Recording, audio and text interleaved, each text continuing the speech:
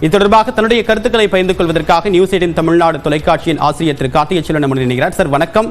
திமுகவுடைய வேட்பாளராக we C Chandrakumar அறிவிக்கப்பட்டிருக்காரு. உங்களுடைய கருத்து என்ன சார்? தேவ்பிரின், ரெண்டு அம்சங்களா இதை பார்க்கலாம். நம்ம ஏற்கனவே இந்த இடைத்தேர்தல் தேதி அறிவிக்கப்பட்ட உடனடியாக பேசும்போது இந்த பார்வை முன்வைக்கப்பட்டது. அதாவது ஈரோடு கிழக்கு இடைத்தேர்தல் 2026 சட்டமன்ற பொதுத் தேர்தலுக்கு முன்னதாக வரக்கூடிய ஒரு தேர்தல் அப்படிங்கிறதுனால இதுல நேரடியாக திமுகவே களமிறங்குவதற்கான வாய்ப்புகள் இருக்கு அப்படிங்கிறத நம்ம மென்ஷன் பண்ணியிருந்தோம்.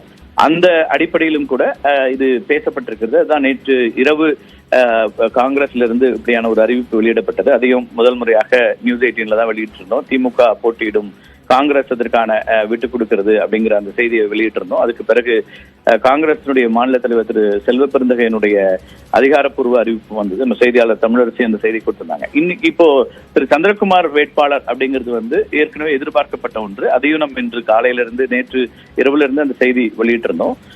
தேமுதிகவுல திரு விஜயகாந்தோடு அவருடைய ரசிகர் மன்றத்திலிருந்து பயணித்தவர்.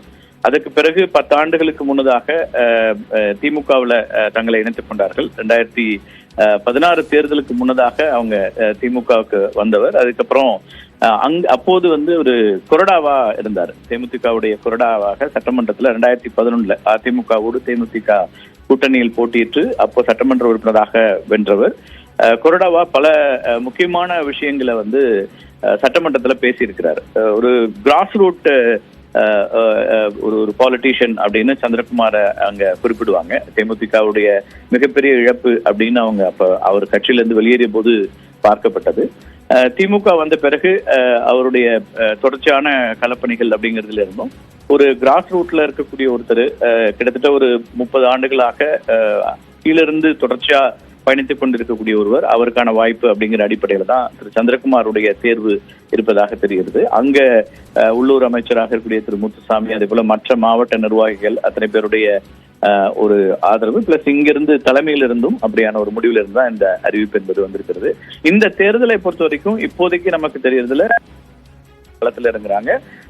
பாரதிய ஜனதா கட்சியும் கூட வேட்பாளரை இறக்கும் அப்படின்னு அந்த கூட்டணி பாஜக கூட்டணி சார்பாக வேட்பாளர் களமிறக்கப்படுவார் அப்படின்னு எதிர்பார்க்கப்படுகிறது. அதிமுக முடிவு என்ன என்பது இன்றைய அவங்களுடைய மாவட்ட செயலாளர்கள் கூட்டத்தில் தெரியும். மிக முக்கியமான முடிவை அதிமுக எடுக்க வேண்டியிருக்கும். கடந்த தேர்தலில் விக்கிரவாண்டி இடைத்தேர்தலில் அதிமுக போட்டியிடாமல் ஒதுங்கியது.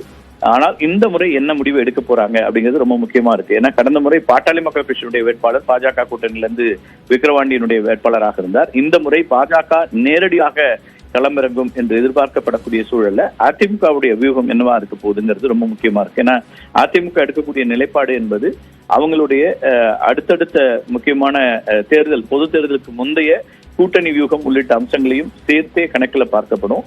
கடந்த முறை அதிமுக களத்துல போட்டியிடாததுனால அப்போது என்ன பார்க்கப்பட்டதுன்னா அதிமுகவுடைய வாக்குகளும் கூட முதல் முறையா திமுகவுக்கு போனது அப்படிங்கிற விமர்சகருடைய பார்வை இருந்தது. பெண்களுடைய வாக்குகள் திமுகவுக்கு போயிருக்கு அப்படிங்கிற விமர்சகர்கள் பார்வை இருந்ததுல இந்த முறை இங்க என்ன செய்ய போறாங்க, இன்னும் கூடுதலாக அதிமுக வலுவாக இருக்கக்கூடிய பகுதியாக மேற்கு மண்டலம் பார்க்கப்படக்கூடிய ஒரு பகுதிங்கிறதுனால அங்க இருக்கக்கூடிய இந்த தொகுதியினுடைய நிலைப்பாட்டில் அதிமுக என்ன செய்ய போகிறதுங்கிறதையும் பார்க்கணும். அதுவும் இன்றைக்கு அந்த முடிவை எடுத்துருவாங்க அப்படிங்கிற இடத்துல இருந்து வி சி சந்திரகுமாருடைய போட்டி அப்படிங்கிறது எதிர்பார்க்கப்பட்ட ஒன்றினாலும் கூட மிக முக்கியமா ரொம்ப ஒரு களத்திலிருந்து ஒரு கிராஸ் ரூட்ல இருந்து வந்த ஒருவருக்கான ஒரு வாய்ப்பு அப்படின்னு பார்க்கப்படுகிறது.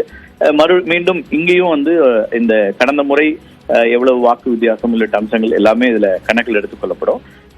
முக்கியமான ஒரு அறிவிப்புன்னு பார்க்கலாம். அவரே சொன்னது போல அவங்க கட்சி ரொம்ப திமுகவும் இதை ரொம்ப இந்த இடைத்தேர்தலை தீவிரமாக பார்க்கிறது அப்படிங்கிறதையும் இதுல பொருள் கொள்ள முடியும். ஏன்னா காங்கிரஸ்ல இருந்து அவங்க அதை கேட்டு பெற்றிருக்கிறார்கள் தொகுதியை. அந்த அடிப்படையிலே இது ஒரு முக்கியமான ஒரு இடைத்தேர்தலாக மாறுது. உங்களுடைய கருத்துக்களுக்கு மிக்க நன்றி திரு கார்த்திகை செல்வன்.